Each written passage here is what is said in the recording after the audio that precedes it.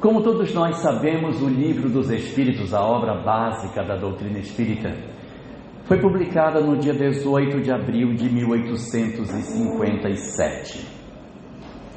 Essa obra, que é fruto de um trabalho de aproximadamente 1 ano e meio, em que Allan Kardec trabalha o conteúdo recolhido de várias reuniões mediúnicas acontecidas em diversos lugares do mundo, e ele vai reunindo esse material e num período de 1 ano e meio, Kardec consegue chegar ao resultado que a gente hoje conhece como o Livro dos Espíritos. Então, é um trabalho, digamos assim, muito rápido que ele faz, porque em 1 ano e meio ele consegue sair do desconhecimento das coisas espirituais para a estruturação de um conteúdo como aquele tão profundo como o que a gente tem dentro de O Livro dos Espíritos.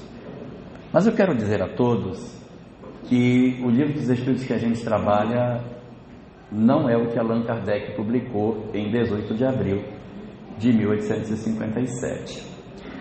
A obra publicada em 18 de abril de 1857 era uma obra de 501 perguntas. Só tinha 501. A que a gente hoje lida na Casa Espírita tem 1018.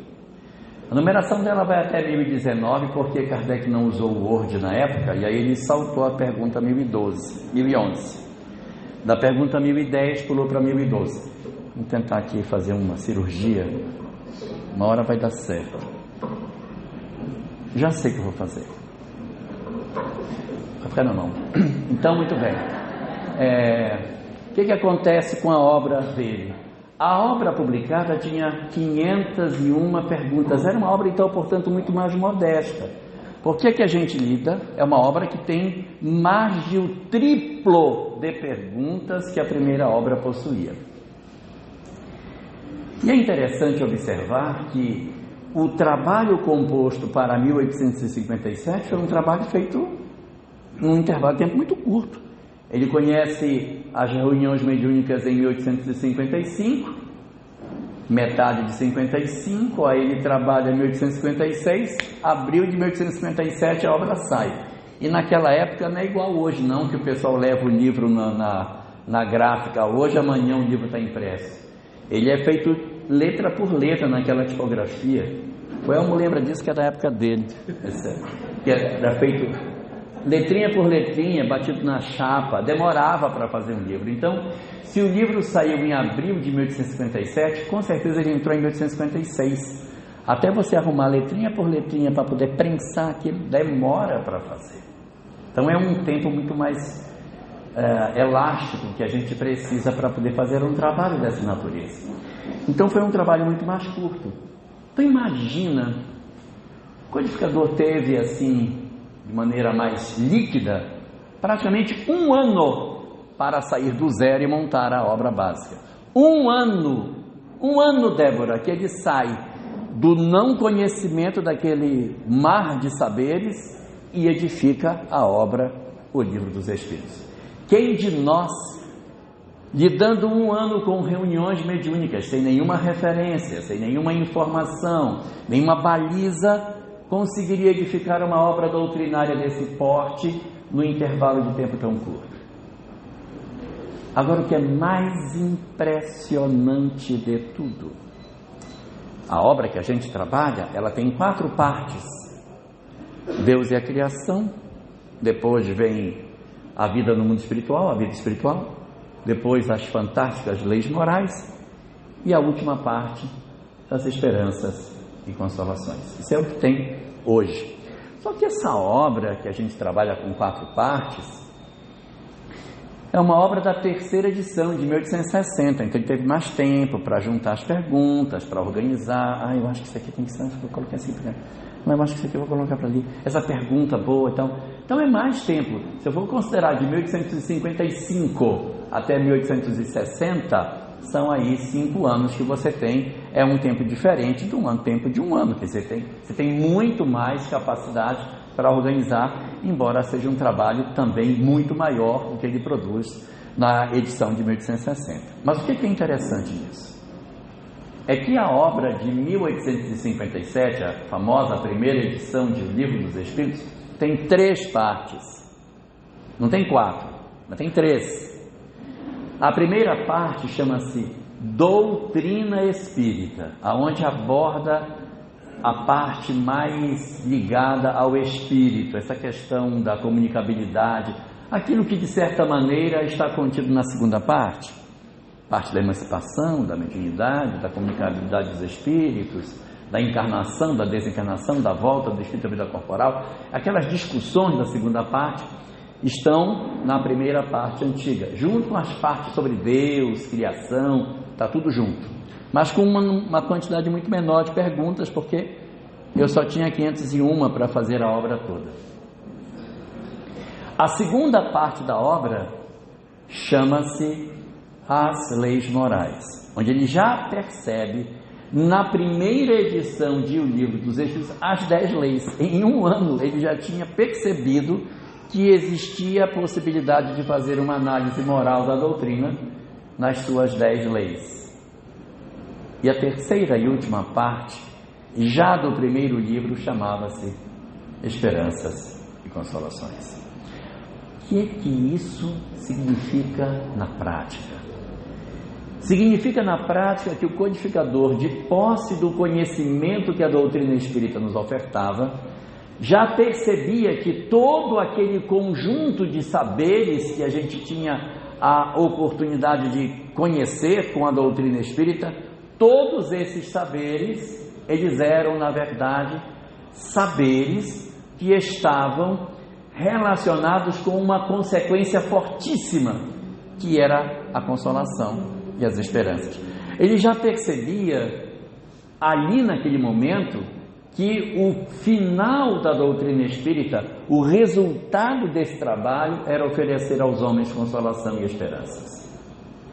Enquanto que os outros cientistas de sua época estavam discutindo se o espírito existe, se não existe, se tem, se não tem, comprova, é mediunidade, não é mediunidade, cadê o espírito, cadê, faz o experimento, confirma de novo. As obras dos demais contemporâneos de Kardec, até os que vieram depois, e aqui a gente pode enumerar Alexander Aksakov, César Lombroso, Ernesto Bozano, William Crookes, Sir Arthur Conan Doyle, Gabriel Delany, Camilo Flammarion, Gustave Gelley, Charles Richer e tantos outros pesquisadores daquela época não estavam preocupados com as consequências morais da doutrina espírita.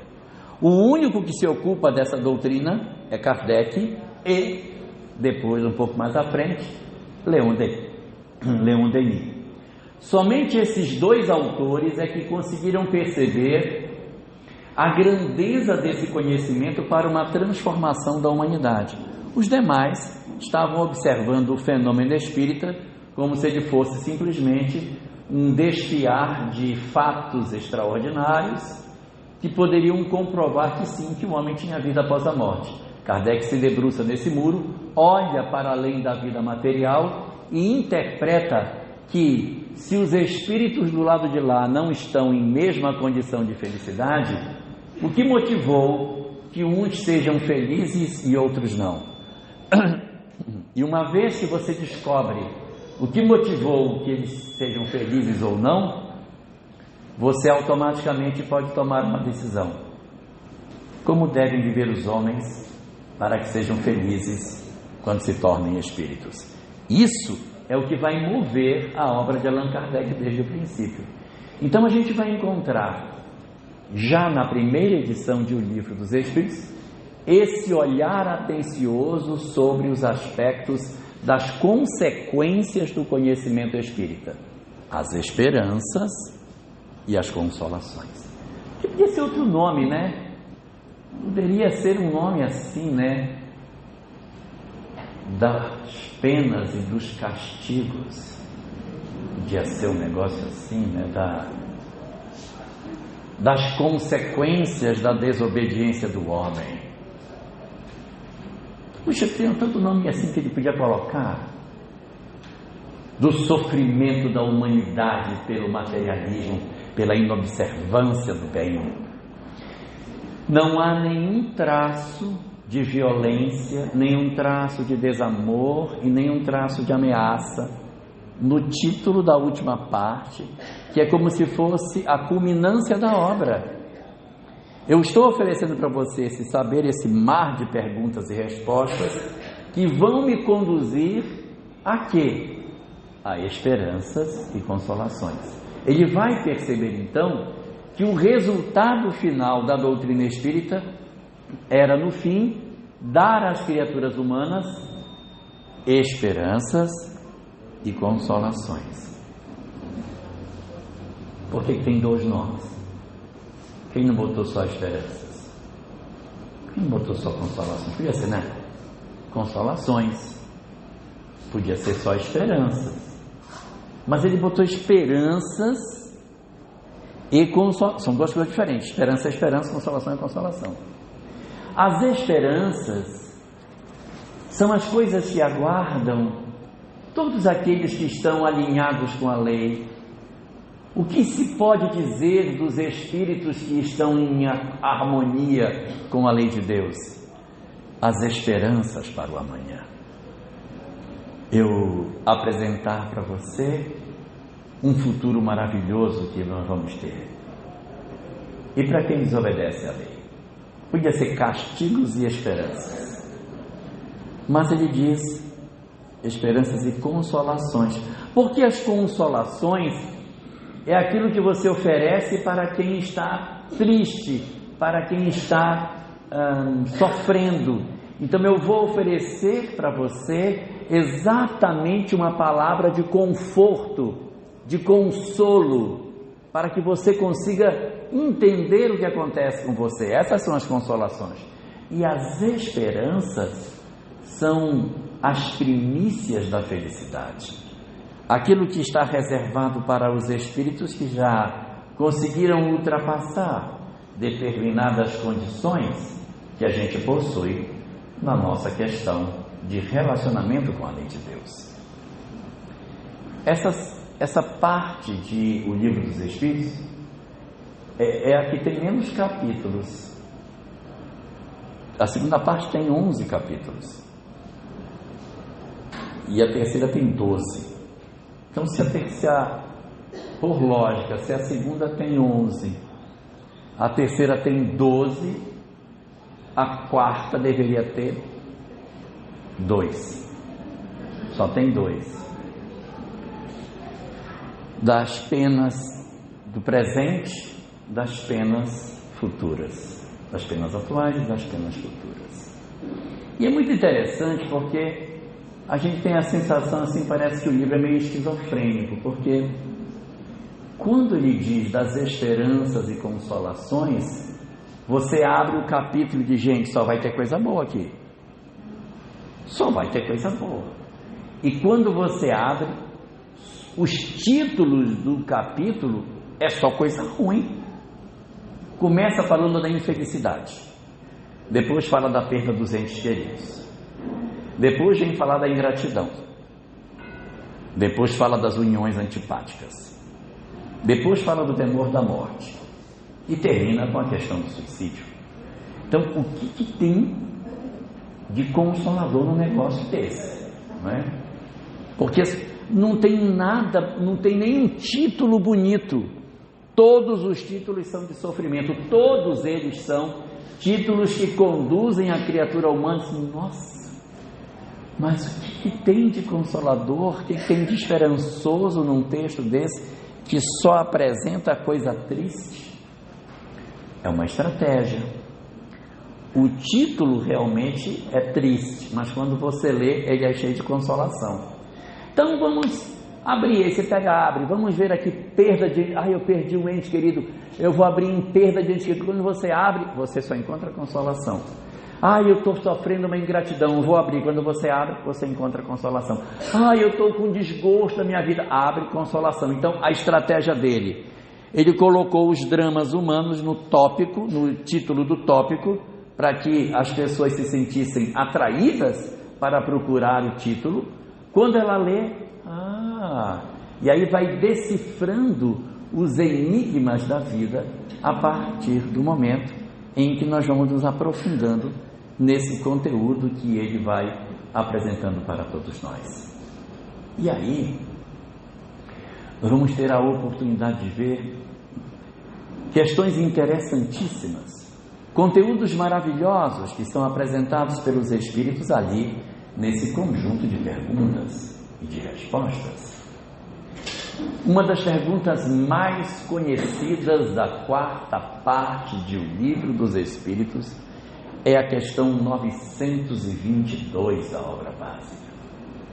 Uma pergunta excepcional.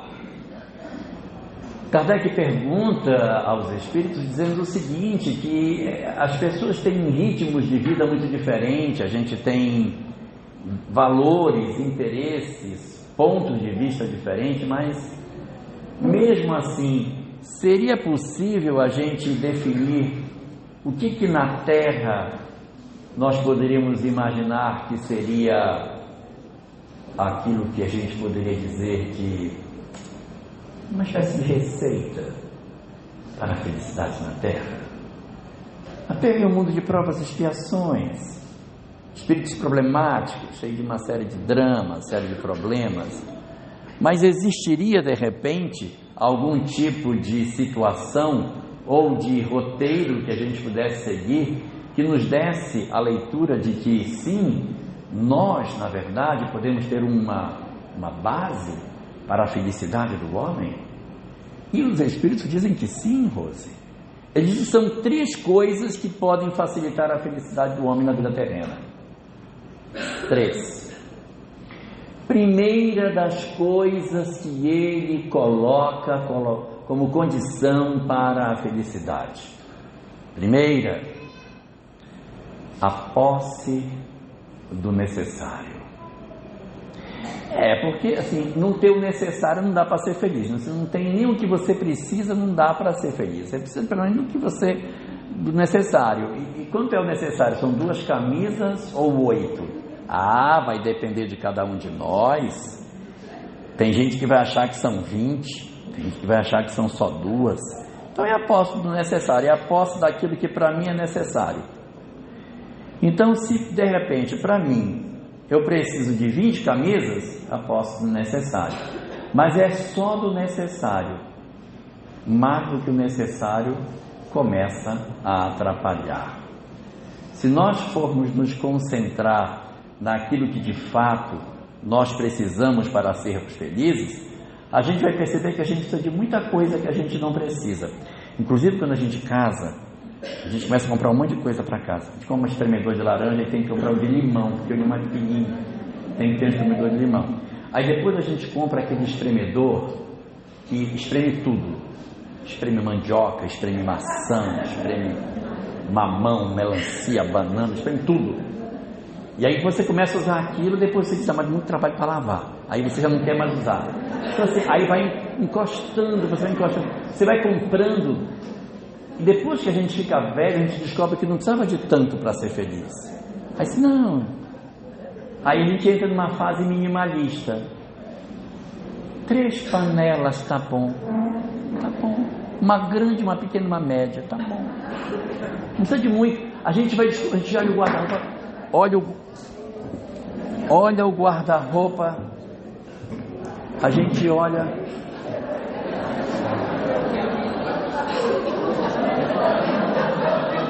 agora pior, a gente olha o guarda-roupa e diz assim, meu Deus, bota no chão, olha, não aqui rapaz, aqui ó.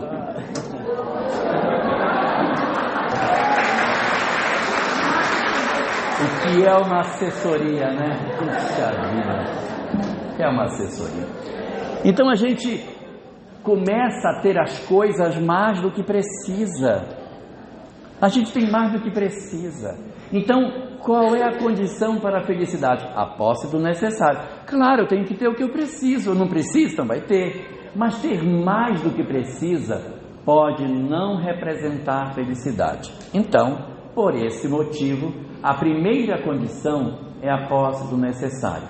O que quer dizer também no reverso, que a gente precisa que as pessoas tenham acesso ao pelo menos ao mínimo para que elas possam viver. porque senão a gente não vai conseguir sobreviver, se a gente não tem nem sequer o mínimo para a sobrevivência. Então, a primeira, a posse do necessário. Segunda condição, a consciência tranquila. Botar a cabecinha no travesseiro e dizer: ninguém tem nada contra mim, eu não deixei de fazer o que eu tinha que fazer. Vou botar minha cabeça no travesseiro.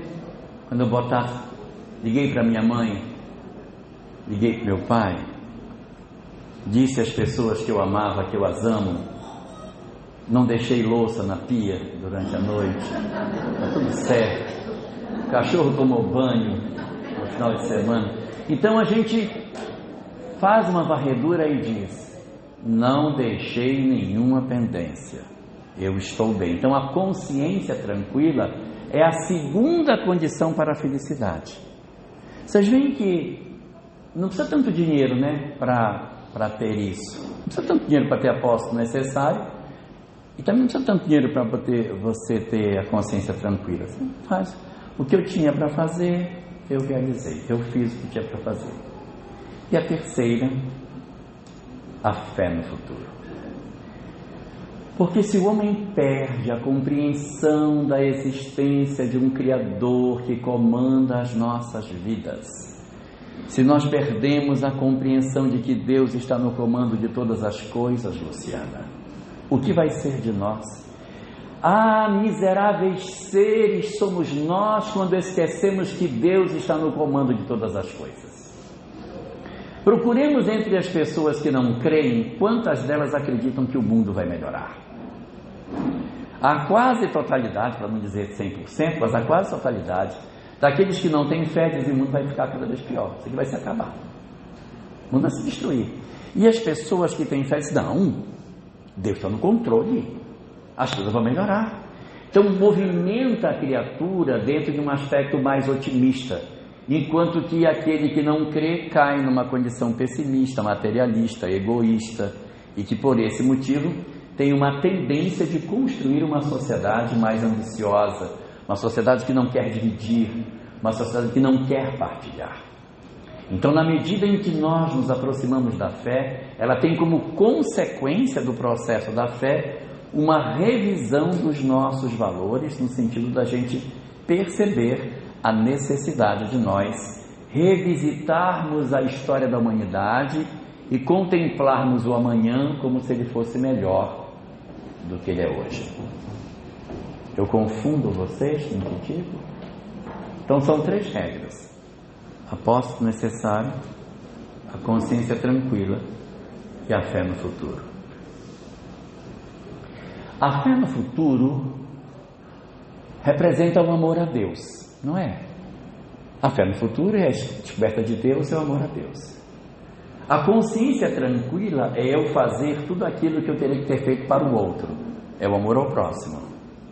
E a posse do necessário é a vitória do homem sobre si mesmo, sobre a sua ambição, é o seu processo de mudança interior, é a descoberta do amor a si mesmo, da grandeza do homem, do entendimento do qual é o propósito da vida.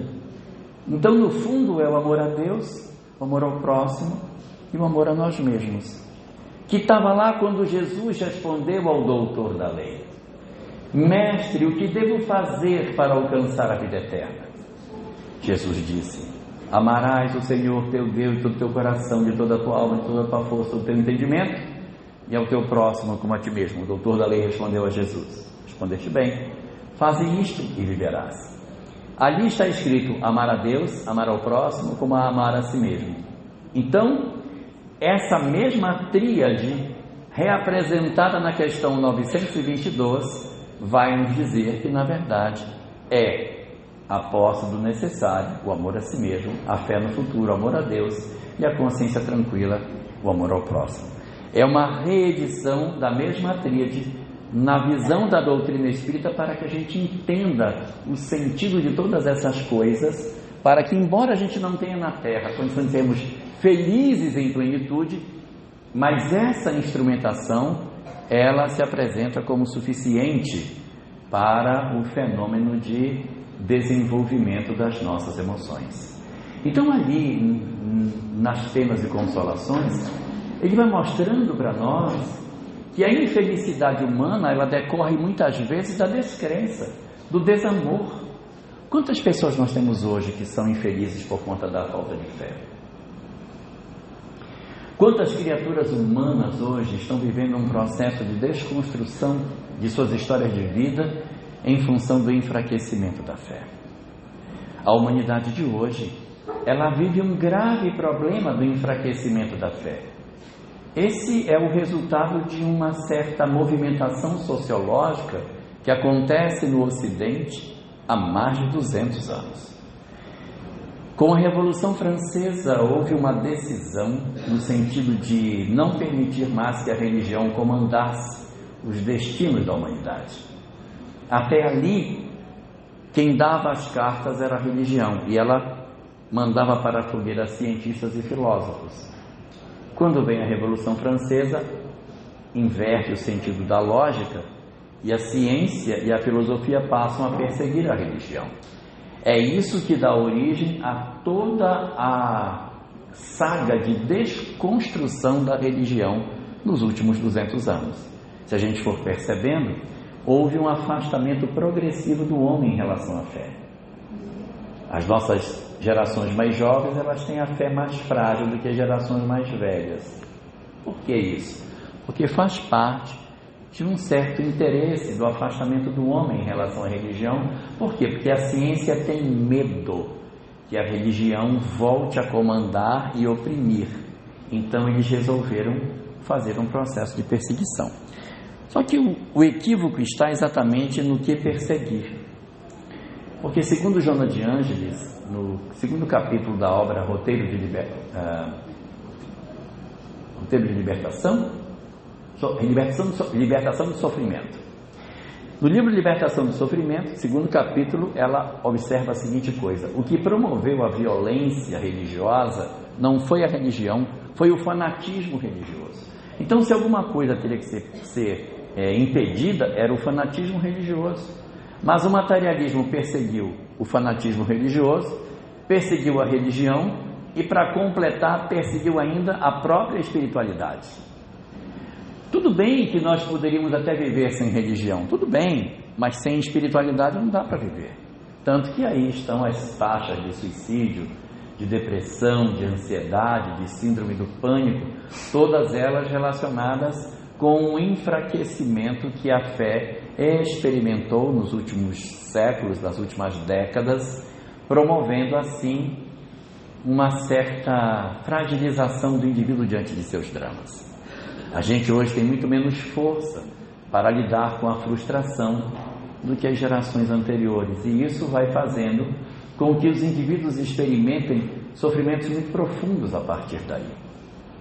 E é por isso que, na sequência dessas discussões dentro desse capítulo, nós vamos encontrar Allan Kardec começando a discutir, depois da questão da infelicidade, o maior de todos os dramas que a humanidade possui, que é a perda dos entes queridos. Ele vai colocar que a perda dos entes queridos é uma coisa muito dolorosa, e os espíritos têm respostas maravilhosas para nós, como por exemplo, questão 936, aonde Allan Kardec pergunta se a dor dos que ficaram do lado de cá não perturbaria os que desencarnaram e foram para o lado de lá. Como é que as dores insuportáveis daqueles que sobreviveram à morte dos seus entes queridos alcançam os espíritos que estão do lado de lá? E os espíritos respondem que eles se agradam da lembrança, que eles se agradam da saudade, mas ao mesmo tempo dizem que quando por algum motivo essa dor é uma dor desarrazoada, intensa, profunda, que não consegue melhorar, que leva ao desespero, o espírito sente o desespero do parente que ficou, e que isso o perturba. E no finalzinho da resposta diz: e pode também resultar no prolongamento do tempo em que esses vão precisar para se rever, porque se os espíritos percebem que há muita dor da parte de seus entes queridos, o que eles vão notar? Que esses entes queridos precisam de mais tempo para se refazer. Então o reencontro, aquele momento de reencontrar, acaba experimentando um distanciamento maior no tempo para que as pessoas possam se melhorar, até para que a gente consiga se organizar. E esse que partiu não sofra tanto a influência daquele que ficou na retaguarda. Então essas circunstâncias, essas dores que a nossa humanidade nos oferece, esses sofrimentos que muitas vezes nós experimentamos na vida presente, eles são, na verdade, considerados pelos Espíritos como graves, mas nós podemos torná-los piores se nós perdermos a fé. Então ali ele vai fazer uma conexão com essa questão da fé e mostrar a necessidade de nós nos aproximarmos, mas ao mesmo tempo sem enlouquecer das pessoas. Não é nós enveredarmos por um outro problema que também está apresentado na obra, que é o problema da ingratidão. Ali, nessa parte de O Livro dos Espíritos, a ingratidão é tratada por Kardec junto aos Espíritos.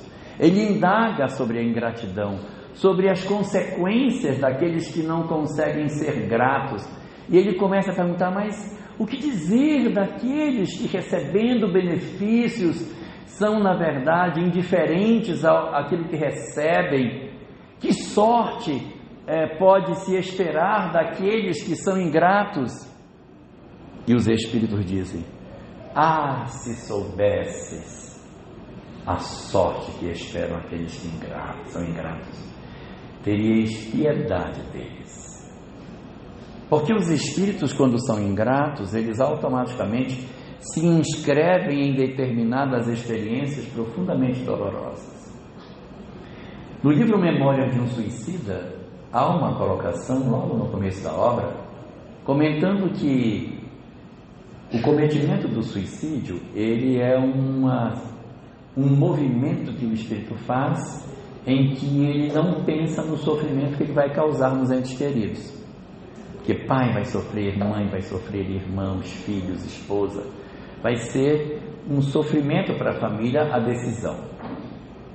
Então ele diz que essa indiferença com relação ao sofrimento da família pode, eu disse pode, eu não disse vai ser, eu disse pode justificar que o suicida renasça numa família que lhe seja estranha, num grupo familiar que não o conheça, porque a convivência com aqueles que lhe são afetuosos, ele perdeu a concessão em função do desinteresse na condição de felicidade deles. Então ali a gente vai encontrar essa como uma das consequências. E mais tarde, no livro O Evangelho segundo o Espiritismo, no capítulo 13, item 19, Allan Kardec iria pegar esse conteúdo que está contido no Livro dos Espíritos e iria reapresentar numa pergunta chamada Benefícios pagos com a ingratidão. Que pensar daqueles que decidem não mais praticar o bem por sempre lidar com pessoas que lhes são ingratas? E aí vem uma resposta longa, e dentro dessa resposta está dito que quando alguém é ingrato e você abandona o outro porque ele é ingrato, você acaba promovendo uma desaceleração no crescimento do indivíduo. Por quê? Porque o indivíduo, ele vai para o mundo espiritual, vai passar por um processo de sofrimento lá, e ele vai justificar o sofrimento dele, dizendo que ele foi abandonado também. Ninguém nem gostou dele, por isso que ele é assim. Por que eu fui o que eu fui? Ninguém me quis, todo mundo me abandonou. Mas se você não abandonar o outro, mesmo considerando que ele não reage ao processo educativo, ele, quando desencarna, vai dizer, meu Deus, o que eu fiz? Olha o tanto que eu recebi e o tão pouco que eu dei. Olha como eu fui ingrato. E o sentimento de ingratidão que o espírito carrega dentro dele promove um sentimento de desconforto que vai ser uma espécie de mola propulsora do progresso desse espírito, que se sente constrangido pela lei de causa e efeito a encontrar experiências que possam fazer com que ele se desembarace das dores que ele está hoje sentindo em função da ingratidão que ele tem. E ali na obra ele vai fazer uma parada para analisar a questão da ingratidão, de como isso vai afetar o futuro do espírito nas outras existências, de como esse processo vai ser danoso na reconstrução dessa personalidade no futuro. Então ele vai trabalhando, Kardec, nas dores humanas e vai reapresentando para essas dores a visão espírita. Então ele pega a infelicidade e mostra a infelicidade. Aí ele pega a ingratidão, ele mostra a ingratidão. Ele pega a perda dos entes queridos, ele mostra como é que ela fica. E ele invade um aspecto das questões, a partir da questão 937 até 941, e vai trabalhar as questões referentes às uniões antipáticas.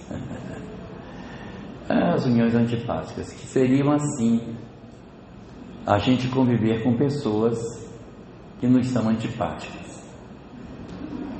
Questão 940 de O Livro dos Espíritos é uma questão bastante reveladora, que quando a gente lê, lá na resposta diz: mas quem foi que obrigou vocês a morarem com pessoas que lhes são antipáticas?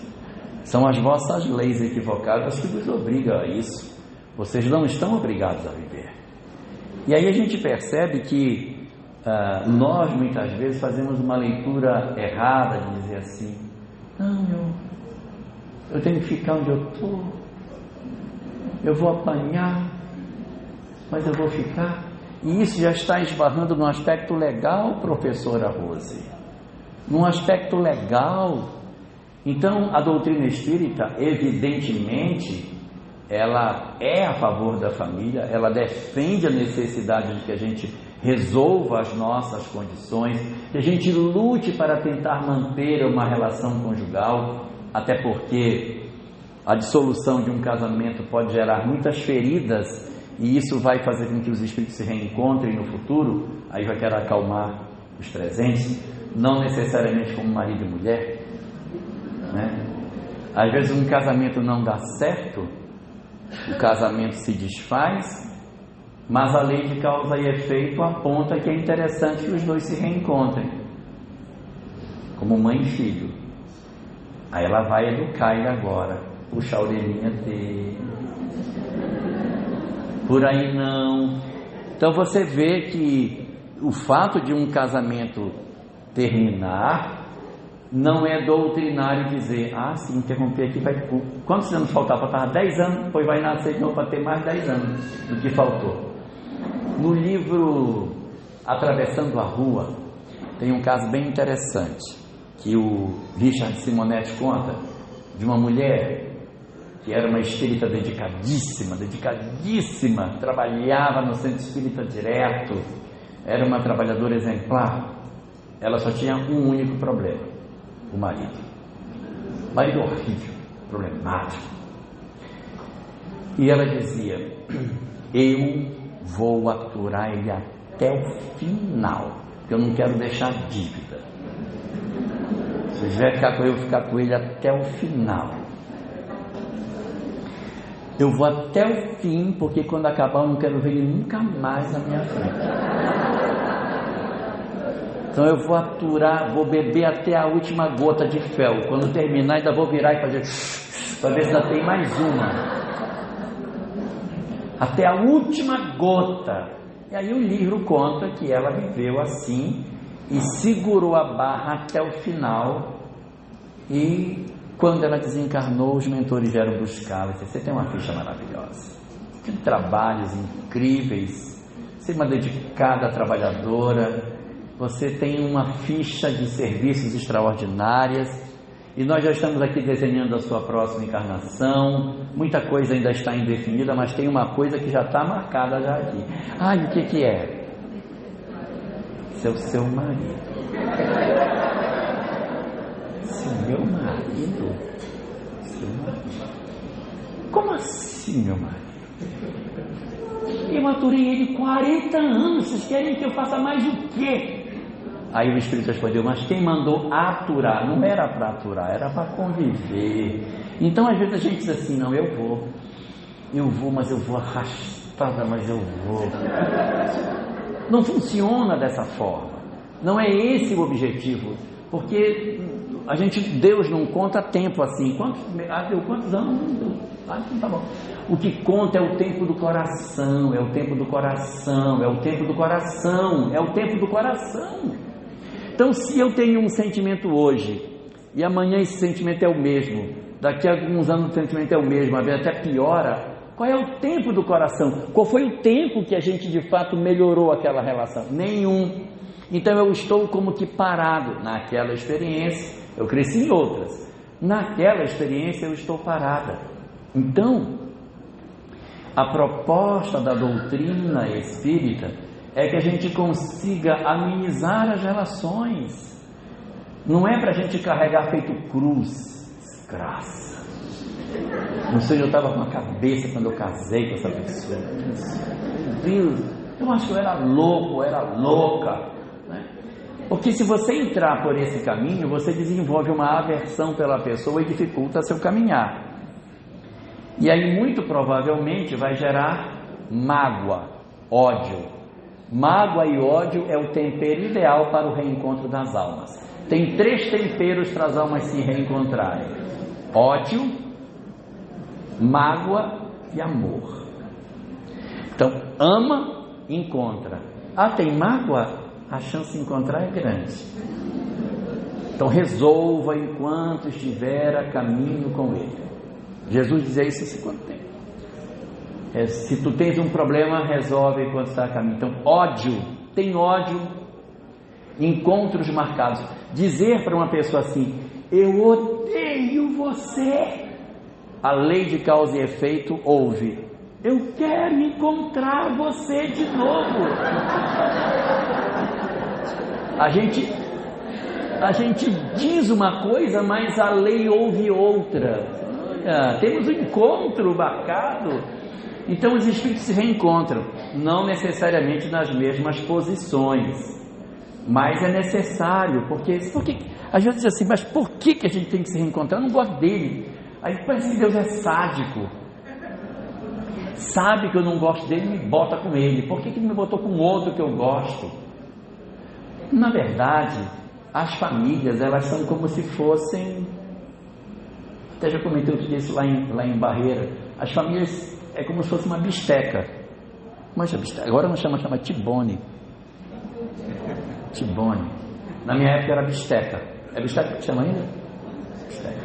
Já viram como é que é a bisteca? Bisteca tem um pedacinho de carne assim e tem um ponta de osso assim também. Mas só come os dois juntos. Você não compra assim, olha, da bisteca eu quero só a carne. Não tem.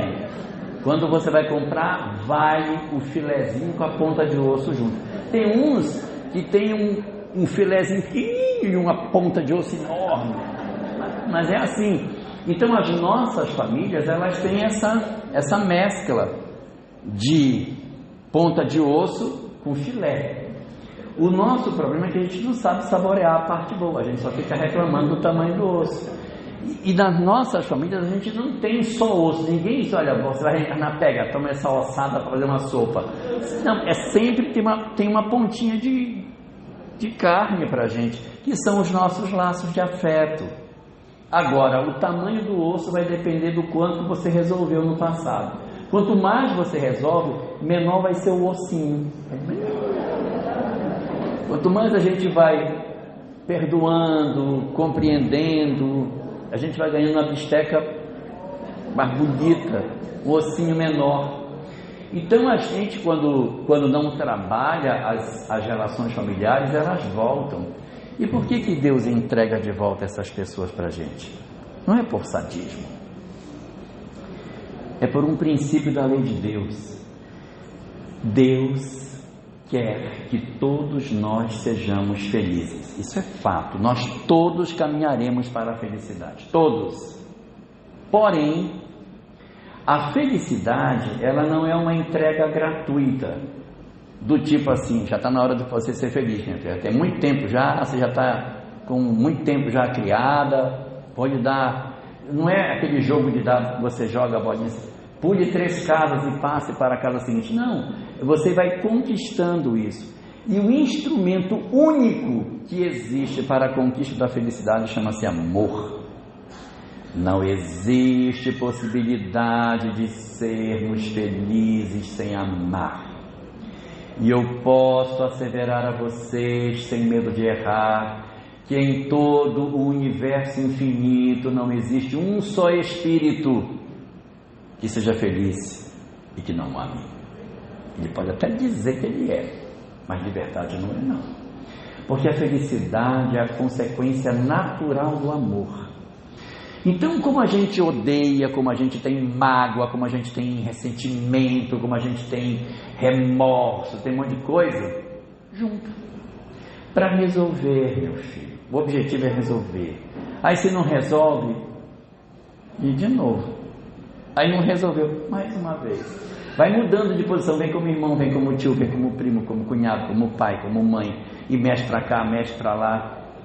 Aí vai rodando, não vai trocando de posição, vai, não tem mais jeito, vem como sogra, mas vem, uma hora vem, vai ter que vir, o reencontro existe.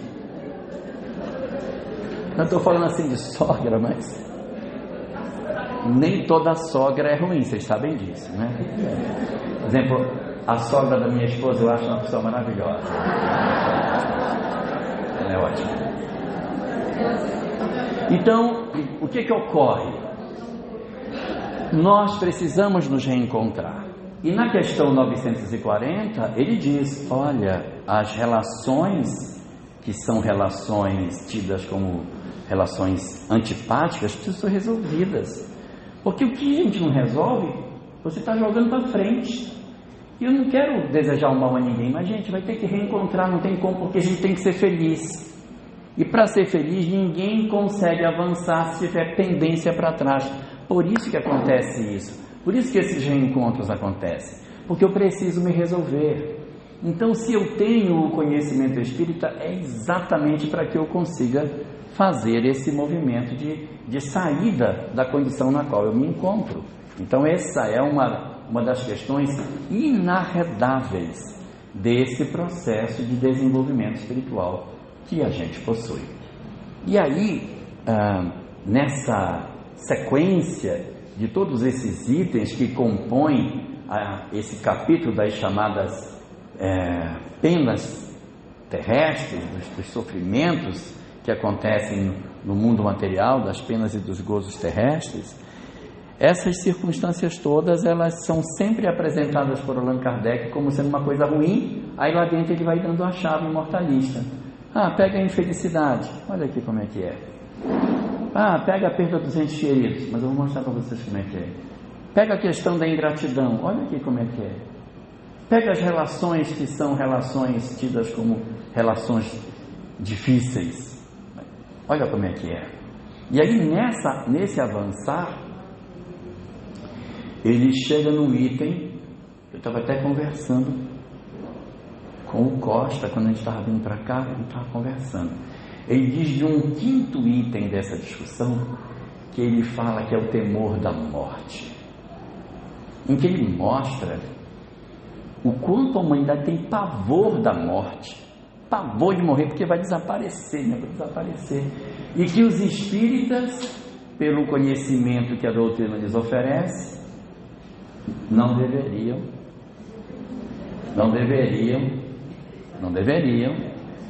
temer a morte, né? Alguns temem, né? Alguns temem, muitos, outros menos. Eu estava outro dia lendo um conto, não tem nada a ver com isso. Estava lendo um conto do irmão X, conta a história de um homem que ele era casado com uma mulher que tinha 2 filhos.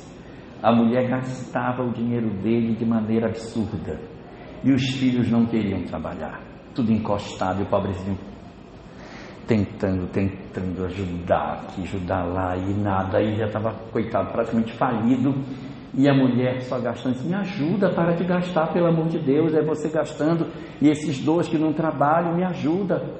E nada.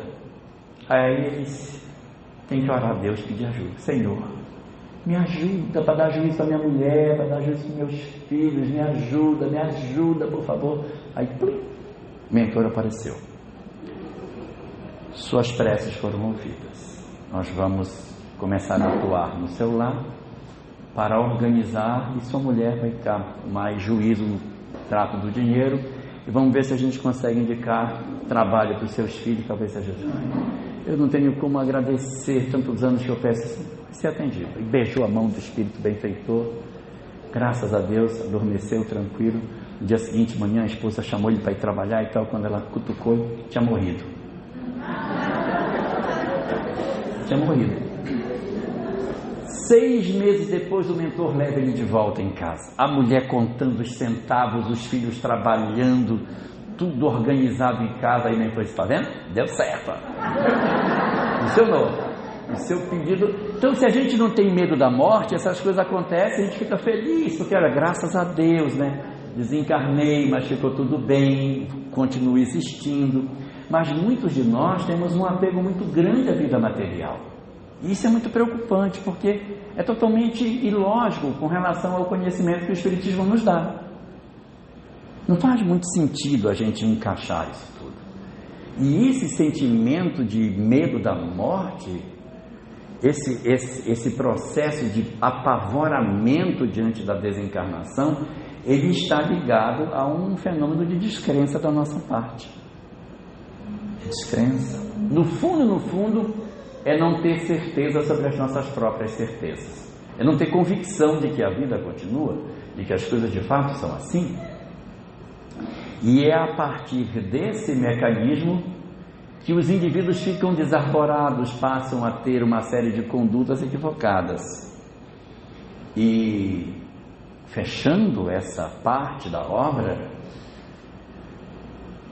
Allan Kardec vai trabalhar um tema que está muito em voga nos dias atuais e que é o último tópico deste ponto da nossa obra de hoje.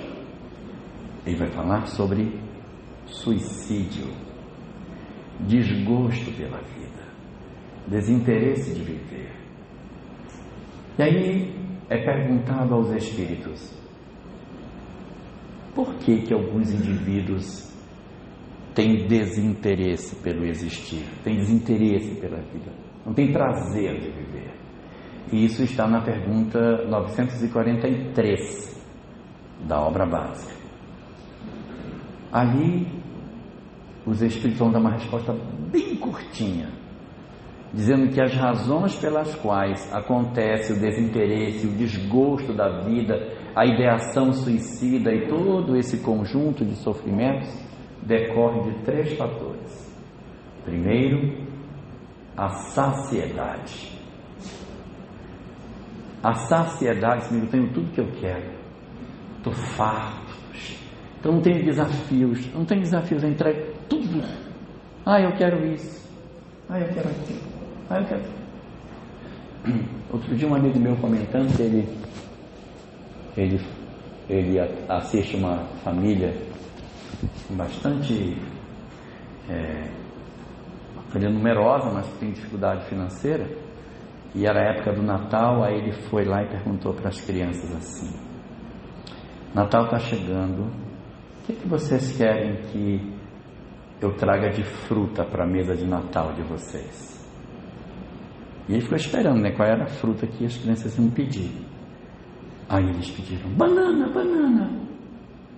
a gente gosta tanto de banana. Você quer banana no Natal? Banana.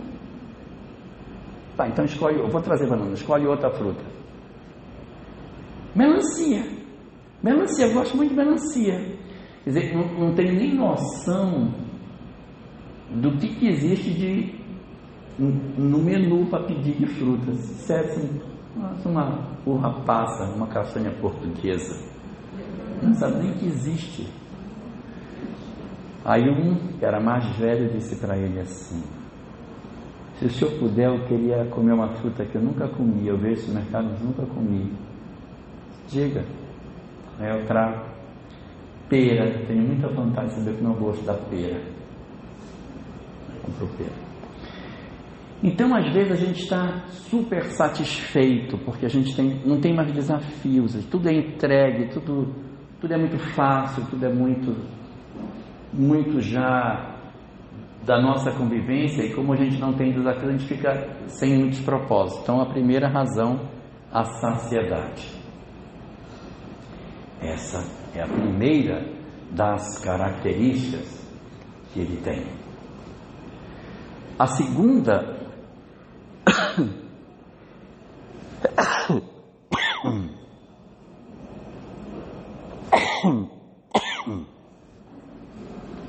a primeira era a saciedade.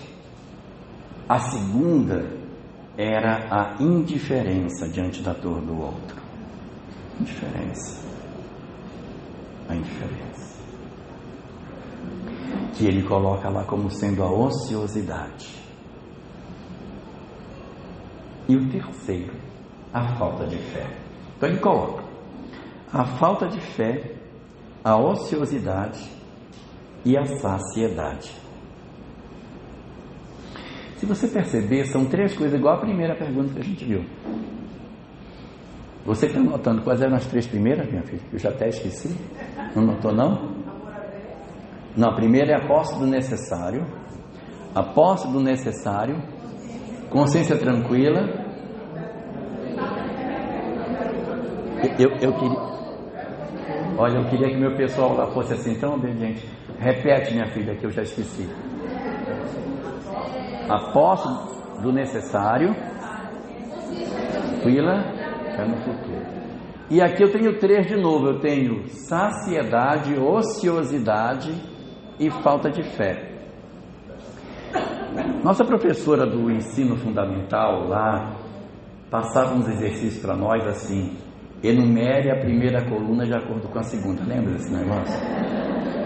Será que a gente consegue conectar esses três?